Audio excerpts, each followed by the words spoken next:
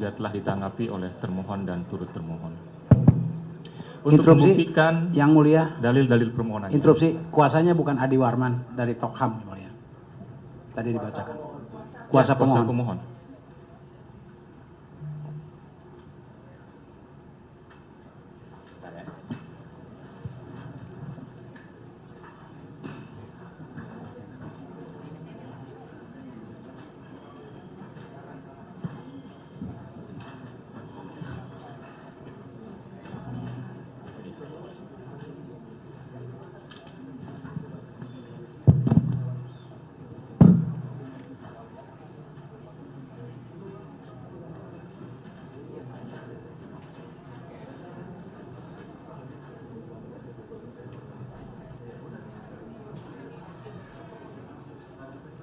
Oh ya, maaf ya, Dr. Leslie Harun, SHMH dan kawan-kawan, tim advokasi litigasi keadilan dan HAM ya. Siap. Nanti kami perbaiki. Siap.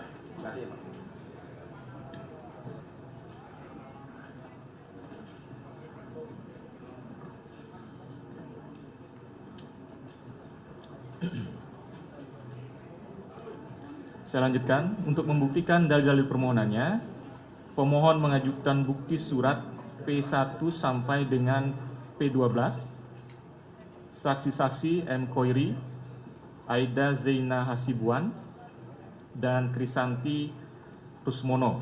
Keterangannya sebagaimana termuat dalam putusan, juga mengajukan ahli atas nama Dr. Didit Wijayanto Wijaya, SHH, SC, AKCA, MBA. Keterangannya sebagaimana termuat dalam persidangan. Menimbang bahwa untuk membuktikan dalil sangkalannya, termohon mengajukan bukti surat T1 sampai dengan T37 dan ahli atas nama Aristo Marisi Adiputro Pangaribuan. Sebagaimana keterangannya termuat dalam putusan. Untuk membuktikan dalil sangkalannya, turut termohon mengajukan bukti surat TT1 sampai dengan TT12.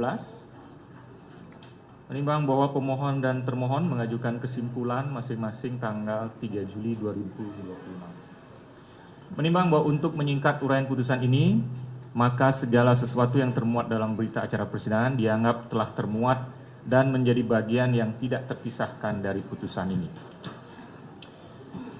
Menimbang bahwa maksud dan tujuan permohonan pra-peradilan pemohon sebagaimana tersebut di atas, pada pokoknya permohonan pra-peradilan pemohon adalah terkait tidak sahnya tindakan penyidik, yakni satu, penggeledahan dengan alasan termohon memasuki rumah pemohon tanpa menunjukkan surat perintah penggeledahan dan tidak memiliki izin atau penetapan dari ketua pengadilan negeri setempat.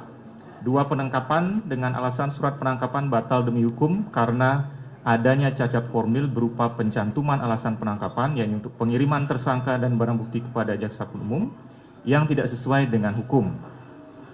Adanya kesalahan pencantuman pasal ketentuan pidana yang disangkakan, tempat pemeriksaan yang keliru dan tembusan surat penangkapan baru diterima keluarga lebih dari 24 jam sejak penangkapan. Pemohon mendalilkan dirinya selalu kooperatif dan rutin melaksanakan wajib lapor sehingga penangkapan dianggap sewenang-wenang. 3.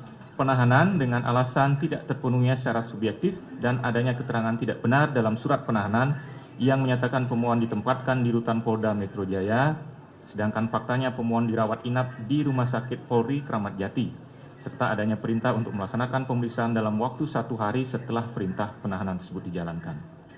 Selain itu, pemohon juga meminta kepada pengadilan agar 1. Berkas penyidikan yang telah dilimpahkan termohon kepada turut termohon dinyatakan tidak sah dan melawan hukum. 2. Memerintahkan agar turut termohon untuk tidak menerbitkan surat perintah penahanan terhadap diri pemohon. 3. Memerintahkan agar turut termohon tidak melimpahkan berkas ke Pengadilan Negeri Jakarta Selatan. Untuk menguatkan dalil-dalil permohonannya, pemohon mengajukan bukti surat P1 sampai P12 dan ahli yang nama dan keterangannya sebagaimana disebut di atas. Menimbang bahwa sekalipun dalam sistematika jawaban yang diajukan oleh turut termohon mengandung eksepsi yang dalam praktik persidangan perkara perdata mengandung hal-hal yang terkait dengan formalitas gugatan, namun hakim memandang keseluruhannya adalah bagian dari jawaban yang nantinya setelah dipertimbangkan oleh hakim muaranya hanya 2, yakni mengabulkan atau menolak permohonan pra-peradilan